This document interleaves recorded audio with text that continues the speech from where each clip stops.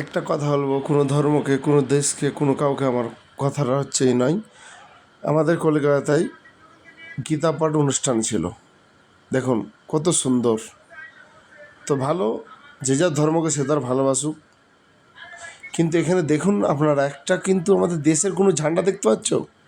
নেই। যে জাতীয় পতাকা, আমাদের কোনো জাতীয় পতাকা একটাও নেই। দেখো লাখো লাখো মানুষ, একটা জাতীয় পতাকা নেই।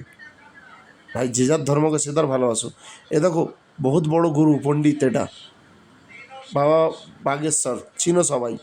দেখুন এটা লাইফ, একটা পতাকা নেই দেশের, কোনো পতাকা নেই। আর দেখো এখানে নিয়ে যাচ্ছে, এটা মুর্শিদাবাদে বাবির মসজিদ হচ্ছে, সেখানের ঘটনা দেখো। এখনও বুঝো, জাগো ভাই, দেশ বাঁটলে কমজোর হয়ে যাবে, এটা জানবে। হিন্দু মুসলমান করে দেখো, এখানে বাবরি মসজিদ হবে, দেশের পতাকা দেখছো, যেখানে যাবে সেখানে পাবে দেশের পতাকা।